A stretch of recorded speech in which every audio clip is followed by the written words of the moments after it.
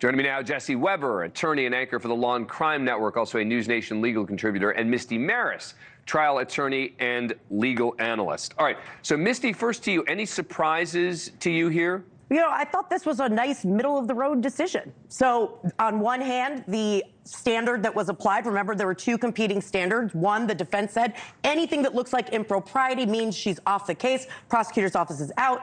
The prosecution said, well, it has to be directly related to the actual indictment. Here, the judge said, look, nothing's related to the actual indictment, so they can stay. But one of them has to go because it certainly does not pass the smell test. Right. It sure seems, Jesse, like the judge doesn't believe that this relationship started in 2022 when they said, but he's saying basically that's not quite enough to get us there. Yeah, which is not surprising. I mean, the idea of when you talk about did Fani Willis have this kind of personal stake in not only having Nathan Wade be on there and prosecuting Donald Trump, but continuing the prosecution, it never rose to that level.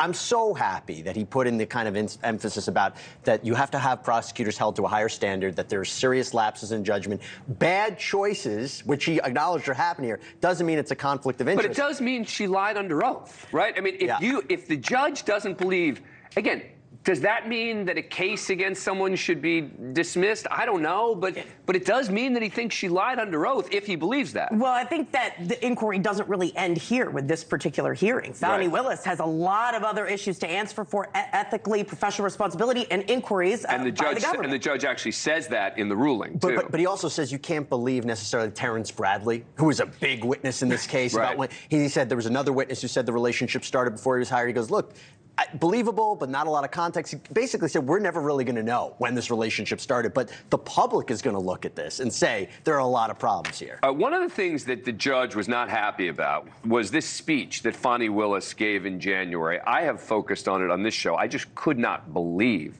that she did this. It was, let me play, this is number 17. This is Fani Willis at a church speech in January. They only attacked one. I hired one white woman, a good personal friend and great lawyer, a superstar, I tell you. I hired one white man, brilliant, my friend, and a great lawyer. And I hired one black man, another superstar, a great friend, and a great lawyer. Oh Lord, they're gonna be mad when I call them out on this nonsense. First thing they say, oh, she gonna play the race card now. But no, God, isn't it them who's playing the race card when they only question one? One of the dumbest things I've ever seen a prosecutor do. And the judge then said about that, the effect of this speech was to cast racial aspersions at an indicted defendant's decision to file this pretrial motion. However, the speech did not specifically mention any defendant by name, although not improvised or inadvertent. It also did not address the merits of the indicted offenses in an effort to move the trial itself to the court of public opinion. So basically, you know, the judge saying dumb, but not going to be something where it's going to lead me to dismiss the charge. Well, he kept saying, who's they?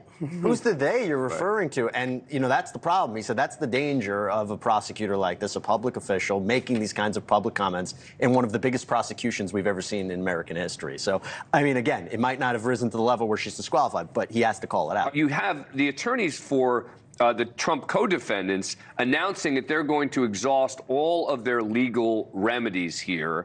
What can they do from here, even specifically with regard to this ruling? Yeah, no doubt there's going to be an appeal. So what they're going to ask for is an immediate review, meaning this can go right to the appeals court. It's called an interlocutory appeal. That means the appeal is heard before the trial actually takes place.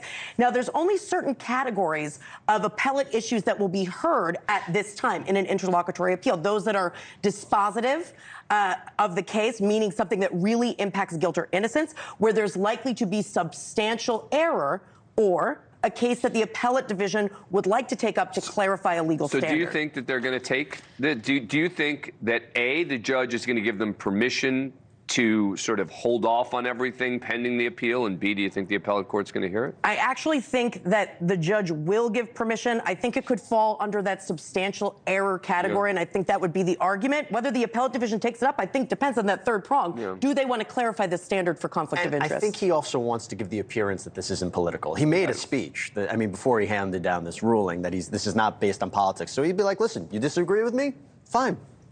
Maybe the appellate court will disagree. I still stand by my decision. Here's the bottom line, is that a lot of people are talking about the timeline here, okay? Yep. And an appeal could certainly delay it. Right. This trial is not going to happen before the election. It is a fantasy. That, oh, well, now it's going to move forward. Now it's on the fast track. I mean, Jesse, you covered another case in Fulton County where the jury selection took 9 months. It's the Young Thug trial, Fulton County, another racketeering case, multiple defendants, not including the former president of the United States.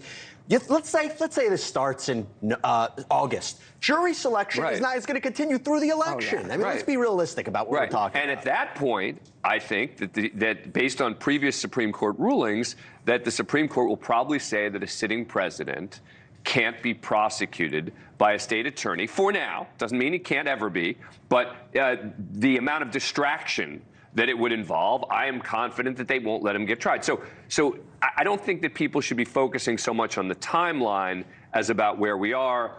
And as a result, the language in this, it sort of reminds me of Robert Hur, the special prosecutor who investigated President Biden. He said, well, I'm not indicting, but his memory is this, and sort of throws it. It's sort of similar here, right? It's like, yeah, okay, I'm not dismissing her, but you know what? She's really made some huge mistakes here. Yeah, it's really acknowledging what we saw happen in that bleep show of a hearing. That he's recognizing that there are a lot of issues. It simply doesn't rise to that conflict standard. I think it's, she's not exonerated, which we've heard so much of that language. That's the first thing that, it might not be disqualified, but she's not exonerated. She's not completely innocent. The judge almost sounds like he's almost referring it to the State Bar Association and everyone else to figure it out. All right, Misty and Jesse, stick around.